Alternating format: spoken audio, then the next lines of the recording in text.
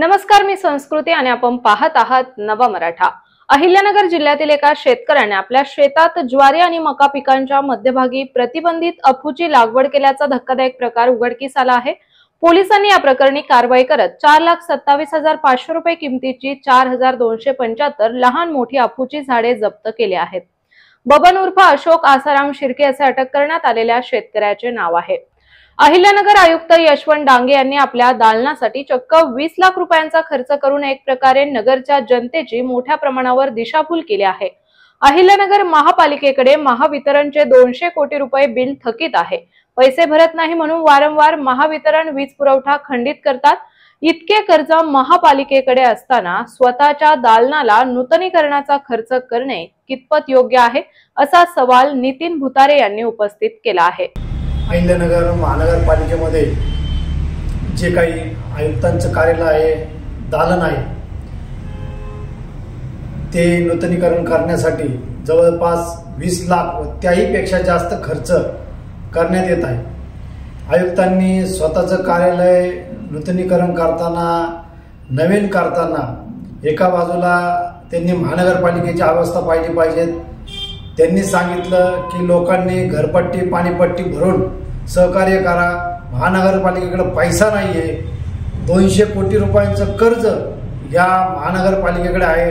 महावितरणला जर पैसे लाईट बिलाची वेळोवेळी दिले नाही तर महावितरण अनेक वेळा यामागं पाहिलं की त्यांनी अनेक वेळा पाणी पुरवठा आपला बंद केला, लाईट बंद केली। मग अशी परिस्थिती असताना अहिल्यानगर महानगरपालिकेचे आयुक्त कशासाठी लोकांचे 20-20, 30-30 लाख रुपये स्वतःच्या मौजमस्तीसाठी घालून राहिलेत, हा प्रश्न या ठिकाणी पडलेला आहे। त्यामुळे आम्ही मुख्यमंत्री असेल, विभागीय आयुक्त असतील, राज्यपाल असतील, जिल्हाधिकारी असतील, या सर्वांना निवेदन पाठवलं व संपूर्ण या प्रकरणाची चौकशी करा। गरज नसताना त्या कार्यालयात लाखो रुपयांची उधळपट्टी केली जाते। आयुक्तांच्या मौजमस्तीसाठी जर अशी उधळपट्टी केली जात असेल तर नगरकर या ठिकाणी शांत बसणार नाही, एवढंच मी या ठिकाणी सांगतो।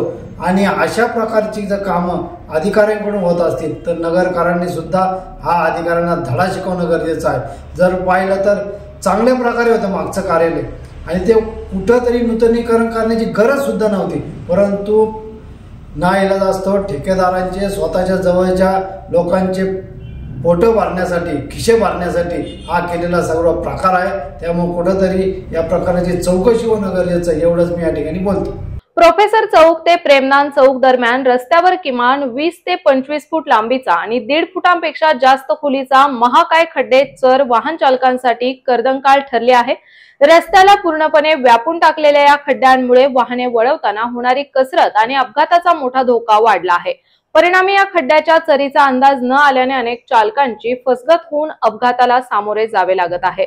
आपत्कालीन परिस्थितीला तोंड देण्यासाठी महिलांना स्वसंरक्षणाचे धडे आवश्यक झाले आहेत। तसेच स्वसंरक्षणाचे धडे घेतल्यास आत्मविश्वास वाढून शारीरिक आणि मानसिक क्षमता विकसित होतात। महिला युवतींना कोणत्याही धोक्यापासून स्वतःचे संरक्षण करण्याची शक्ती आणि क्षमता निर्माण करण्यासाठी स्वसंरक्षणाचे धडे घेणे काळाची गरज बनली आहे, असे प्रतिपादन आंतरराष्ट्रीय खेळाडू आणि क्रीडा अधिकारी प्रियंका खिंडरे यांनी केले। नेहरू युवा केंद्र, जिल्हा क्रीडा अधिकारी कार्यालय अहिल्यानगर तसेच शासकीय परिचारिका महाविद्यालय येथे आज जागतिक महिला दिनानिमित्त विविध कार्यक्रमांचं आयोजन करण्यात आलं होतं। यामध्ये सॅनिटरी नॅपकिन्स तसेच स्वसंरक्षण, विमा योजना अशा विविध गोष्टींची मार्गदर्शन इथल्या विद्यार्थ्यांना करण्यात आले। या कार्यक्रमाचे नियोजन महेश शिंदे सर यांनी केले। त्याचबरोबर इथे अनेक मान्यवर उपस्थित होते। या असेच कार्यक्रम मुलींसाठी वेळोवेळी होत राहावेत अशी अपेक्षा करतो। धन्यवाद। आज या ठिकाणी जिल्हा युवा केंद्र, जिल्हा क्रीडा अधिकारी व जय युवा अकादमी यांच्या संयुक्त विद्यमाने शासकीय रुग्णालय येथे आरोग्यविषयक आणि कायदेशीर शिबिर आयोजित केलं होतं आणि त्याला चांगला प्रतिसाद मिळाला। या ठिकाणी सगळ्यात आनंदाची गोष्ट अशी आहे की प्रमुख वक्त्यांना सुद्धा याच्यामध्ये खूप माहिती झाली, नॉलेज झालं की ज्या ठिकाणी जसं प्रवीण पालवे साहेबांनी सांगितलं की डिफेन्स, सेल्फ डिफेन्स कसा घ्यावा आणि हा मुलींच्या बाबतीत तर फार गरजेचं आहे। तर त्याचं अतिशय प्रात्यक्षिक करून दाखवलं की ज्याचं नॉलेज आम्हाला पण नव्हतं, पण ते देखील आम्हाला मिळालं. भविष्यात आमच्या मुलाबाळांना देखील त्याचं आम्हाला प्रात्यक्षिक देता येईल आणि अशाच प्रकारचं प्रात्यक्षिक यापुढे त्यांनी वेळोवेळी प्रत्येक ठिकाणी घ्यावं अशी मी त्यांना विनंती करतो.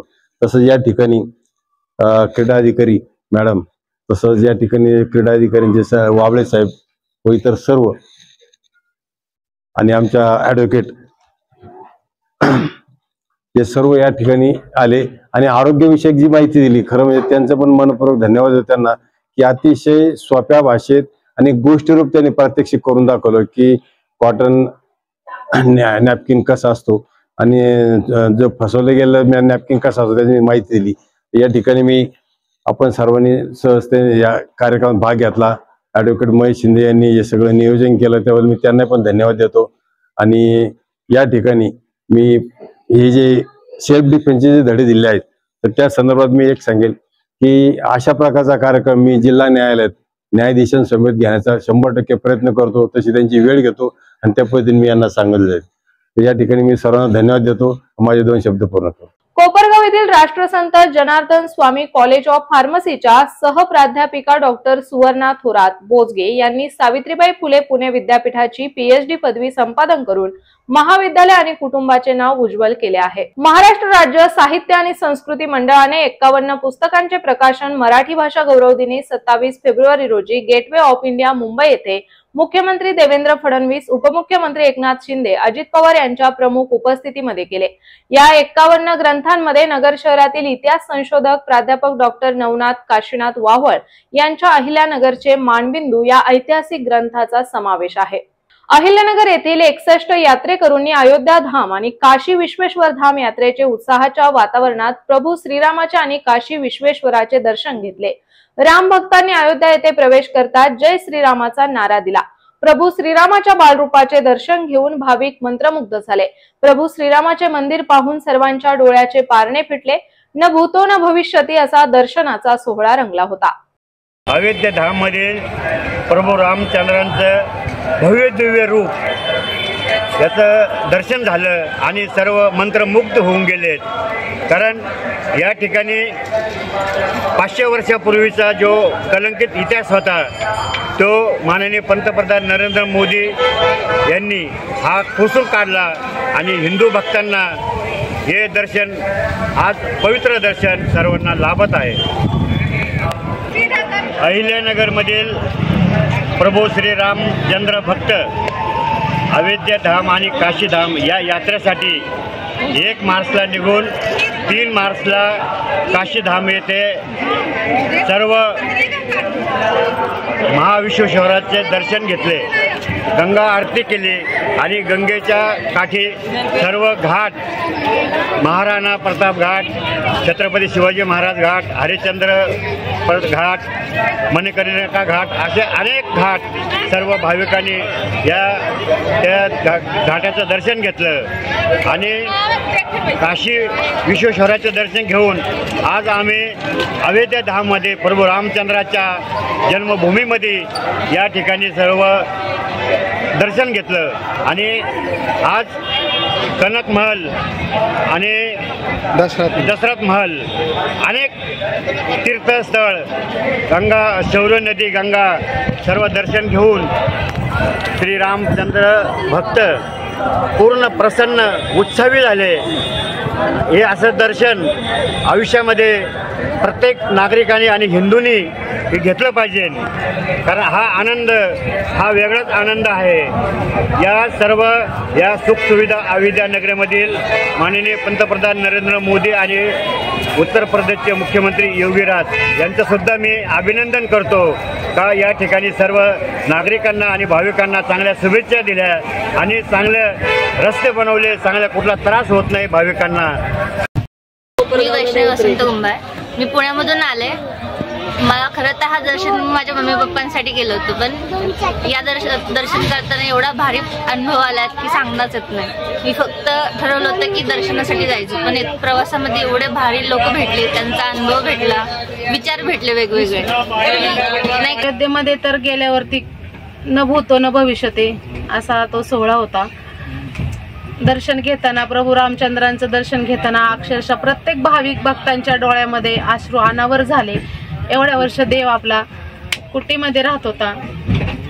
मोदीजींना द्यावे तेवढे धन्यवाद कमी आहे। इथे कोणत्या पक्षाचा उल्लेख करणार नाही मी, पण मोदीजी एक व्यक्ती म्हणून त्यांनी खूप देवदेश धर्माचं काम खूप चांगल्या पद्धतीने करतात। ते अयोध्येत एवढ्या छान पद्धतीचं मंदिराचं भव्य दिव्य असं काम चालू आहे। पुढच्या 4 ते 5 वर्षात पूर्ण काम झाल्यानंतर पण आपण सर्व भाविक असेच यात्रेला येणार आहोत प्रभू रामलल्लांच्या दर्शन। अहिल्यानगर कोरोना काळापासून बंद करण्यात आलेल्या पाथर्डी, बालमटाकळी, पाथर्डी चकलंबा, पाथर्डी गेवराई, पाथर्डी तोंडोळी या कोरडगाव मार्गे धावणाऱ्या एसटी बस तातडीने सुरू कराव्यात अशी मागणी शिवसेना उबाठाचे शिवदूत तथा शिव आरोग्य सेना जिल्हा समन्वयक डॉक्टर श्रीकांत चेमटे यांनी पाथर्डी आगार व्यवस्थापकांना लेखी निवेदन देत केले आहे। अहिल्यानगर शहरातील इम्पिरियल चौक येथे बॉम्बे चिकन समोर लावलेली ऑमलेट पावची हातगाडी चोरी करणारे 2 आरोपी कोतवाली पोलिसांनी पकडले आहे। त्यांच्याकडून चोरीला गेलेली हातगाडी हस्तगत करण्यात आली आहे। सागर दिनकर बोठे, निशांत बाळासाहेब पाखरे अशी आरोपींची नावे आहेत। याबाबत आलिम जाफर शेख यांनी 6 मार्च रोजी कोतवाली पोलीस ठाण्यात फिर्याद दिली होती। भारतातील सर्वात वेगाने वाढणाऱ्या मोबाईल रिटेल चेन माय फोन या दालनाचे उद्घाटन 9 मार्च रोजी सकाळी 9 वाजता टिळक रोडवरील वाडिया पार्क येथे मुकुंद आयकॉन बिल्डिंग येथे आमदार संग्राम जगताप यांच्या हस्ते होणार आहे अशी माहिती अभिजित शहा यांनी दिली आहे। केंद्र आणि राज्य सरकारच्या नवीन अधिसूचनेनुसार शहराचे अहिल्यानगर असे नामांतरण झाले आहे। मात्र अद्यापही जिल्हा रुग्णालयाचे नाव अहमदनगर असेच आहे। त्यामुळे रुग्णालयाचे नाव तातडीने अहिल्यानगर करावे अशी मागणी राष्ट्रवादी युवक काँग्रेसने केली आहे। याबाबतचे निवेदन राष्ट्रवादी युवक काँग्रेसचे शहराध्यक्ष केतन श्रीसागर यांनी जिल्हा शल्य चिकित्सकांना दिले आहे। आज आम्ही आपल्या जिल्हा रुग्णालय अहिल्यानगर येथील जिल्हा रुग्णालयाला आलो होतो। आम्ही येता जाता बघत असतो या बाहेरील जो बोर्ड आहे तो अजूनही या रुग्णालयाचं जिथं आपल्या जिल्ह्याचं ठिकाण आहे त्या जिल्ह्याच्या ठिकाणावर पण अजून अहमदनगर हेच नाव आहे। बऱ्याचशा फलकांवर इथे अहमदनगर हे नाव आहे। इथं आयुष चं जे आहे तिथं पण अहमदनगरच हे नाव आहे। तर आमचं निवेदन इथल्या शल्य चिकित्सक यांना असं होतं की तुम्ही लवकरात लवकर हे अहमदनगरचं नाव अहिल्यानगर करावे, अन्यथा आम्हाला त्याच्यावर काहीतरी ठोस कारवाई करावी लागेल। तर तुम्ही ते अहिल्यानगर हे नाव लवकरात लवकर करावे, कारण की हे जिल्ह्याचं ठिकाण आहे। इथे जिल्ह्यातून वेगवेगळ्या तालुक्यातून खेड्यातून लोक इथं तपासणीसाठी येतात, उपचारासाठी येतात आणि त्यांच्यासमोर जर अधिसूचना आपली केंद्र सरकारने राज्य सरकारने अधिसूचना जर ऑक्टोबर-नोव्हेंबर 2024 ला काढली असेल तेवढे 4-4, 5-5 महिने कशासाठी लागते? हे छोटं अहमदनगर हे नाव बदलण्यासाठी तुम्हाला अहिल्यानगर करण्यासाठी कशासाठी एवढा टाइम लागतोय? तर ते लवकरात लवकर आपण चेंज करून अहमदनगर हे चेंज करून अहिल्यानगर असंच करावं, नाहीतर आम्हाला याच्यासाठी तीव्र पाऊल उचलावे लागतील। इथे येऊन आंदोलन करावं लागेल। आम्हाला कोणत्याही इथल्या रुग्णसेवा यांना त्रास द्यायची आमची इच्छा नाहीये, पण लवकरात लवकर यांनी इथले अधिकारी वर्गांनी हे नाव अहिल्यानगर हे करावं ही आमची मागणी आहे। राष्ट्रवादी युवक तर्फे आमची आमदार संग्राम जगताप यांच्या मार्गदर्शनाखाली आमची अहमदनगर हे नाव अहिल्यानगर बोर्डवर करावे ही आमची ठोस मागणी आहे। शिर्डीतील निमगाव शिवारातील देशमुख चारीजवळ राहणाऱ्या गरीब जनतेची घरे काढल्याने त्यांचे संसार उघड्यावर आले आहे। डोक्यावरचे छप्पर गेल्याने संतप्त भावना निर्माण झाली आहे। या गरीब लोकांना शासकीय जागेत घरकुल बांधून देण्यासाठी मुख्यमंत्री देवेंद्र फडणवीस यांची भेट घेऊन दाद मागणार असल्याचे राहत्याच्या प्रथम लोकनियुक्त नगराध्यक्षा ममता पिपाडा आणि भाजपा नेते डॉक्टर राजेंद्र पिपाडा यांनी सांगितले। शिर्डी हे जागतिक दर्जाचं तीर्थक्षेत्र आहे आणि अशा ठिकाणी इथे देशमुख चारी म्हणून त्या ठिकाणी गेल्या 60-70 वर्षांपासून अत्यंत सर्वसामान्य दलित समाजातील कुटुंब त्या ठिकाणी राहत होते। त्या साईडला जवळजवळ 350-400 कुटुंब होते आणि आपण पलीकडं जिकडे हेलिपॅडला जातो त्या रोडलाही 300-350 कुटुंब होते। तर त्या ठिकाणी आम्ही आज भेट दिली। माझी पत्नी ममता पिपाडा याही माझ्या बरोबर होत्या। तर तिथली परिस्थिती पाहून मन अत्यंत हेलावलं।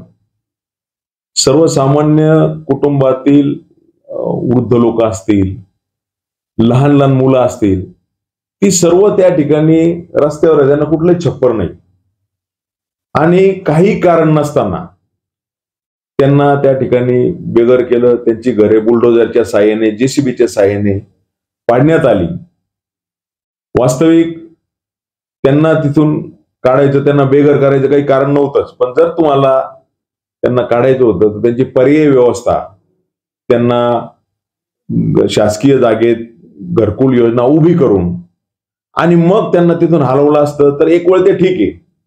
परंतु एकीकडे शासन 2018-19 पर्यंत लोकांना कुठेही त्या ठिकाणी गोरगरीब लोकांना धक्का लावत नाही, आणि दुसरीकडे 60-70 वर्षापासून आमच्या दलित समाजातील कुटुंबांना अशा पद्धतीने बुलडोजर लावून काढण्यात येतं. ती जर दृश्य पाहिलं तर कोणालाही संतापील अशी परिस्थिती तिथे आहे. माझ्या पत्नी ममता पिपाडा तिथं त्यांना पाहिल्याबरोबर बऱ्याच महिला त्यांच्या गळ्यात पडून ओक्साबोक्शी त्या ठिकाणी रडल्या आणि त्यांनी सांगितलं की आमची परिस्थिती पहा या ठिकाणी, की आम्ही जगायचं कसं या ठिकाणी. अगदी त्याच ठिकाणी अत्यंत उन्हात त्या काही भांडे कुंडे घेऊन आपलं स्वयंपाक करत होत्या. कुठल्याही डोक्यावर त्या ठिकाणी छप्पर नाही.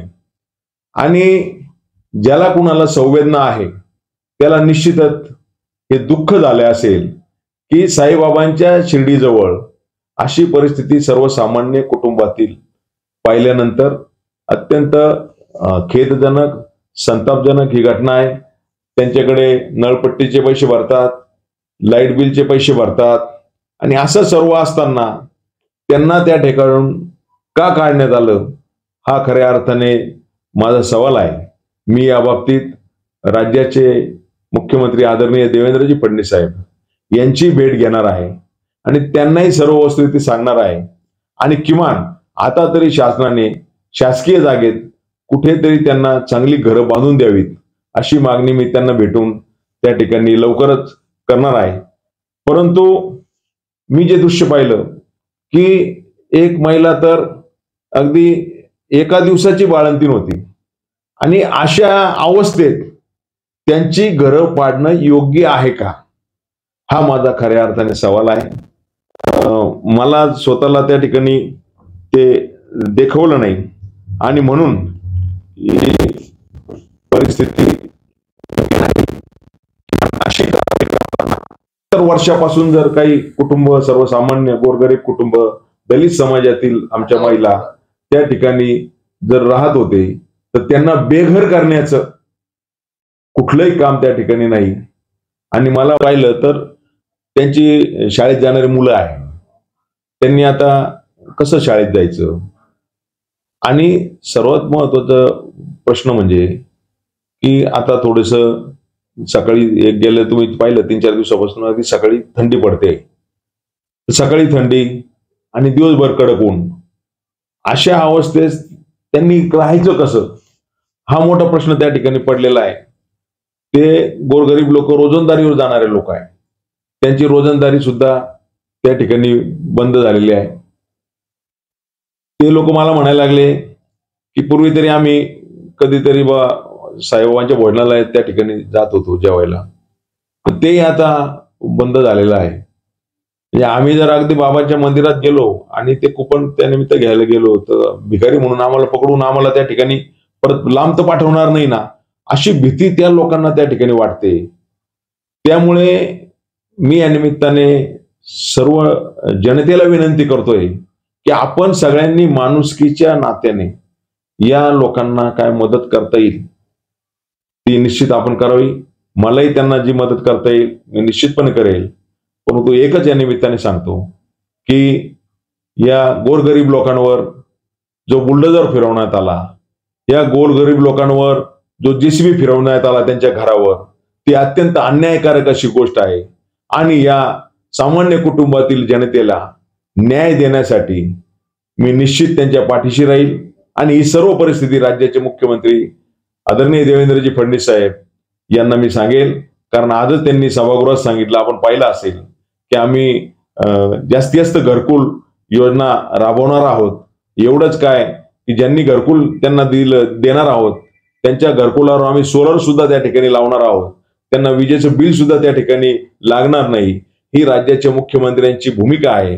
परंतु आपल्या शिर्डीच्या साईबाबा नगरीत जर असा JCB फिरवणार असेल, असे बुलडोजर जर गोरगरिबांच्या घरावर फिरत असतील तर ती अत्यंत अन्यायकारक, अत्यंत संतापजनक अशी ही घटना आहे. आणि कुणाचंही मन हेलावलं जाईल, कुणाच्याही डोळ्यात अश्रू येतील. त्या ठिकाणी ज्या वेळेस त्या महिला अत्यंत ओक्साबोक्षी पद्धतीने रडायला लागल्या, माझ्या पत्नी ममता पिपाळा यांच्या गळ्यात पडून त्या रडल्या की आमच्यावर किती अन्याय झाला, हे ज्यावेळेस त्यांनी सांगितलं तर माझ्यासारख्या कार्यकर्त्याचं मन सुद्धा त्या ठिकाणी हेलावलं की आपण काहीतरी यांच्यासाठी केलं पाहिजे. ही भावना माझ्या त्या ठिकाणी म्हणजे ज्याला आपण म्हणतोय अत्यंत संताप येत होता की हे झालं, हे चुकीचं झालेलं आहे. परंतु आता त्यांना मदत कशी होईल आणि त्यांना छोटंसं घरकुल कसं मिळेल यासाठी मात्र मी राज्याचे मुख्यमंत्री देवेंद्रजी फडणवीस साहेब यांची भेट घेऊन त्यांना सर्व परिस्थिती सांगणार आहे. आणि अशा पद्धतीने कुणावर अन्याय होता कामा नये हे सुद्धा मी त्यांना सांगणार आहे. तर अशाच माहितीपूर्ण बातम्यांसाठी चॅनलला सबस्क्राईब नक्की करा.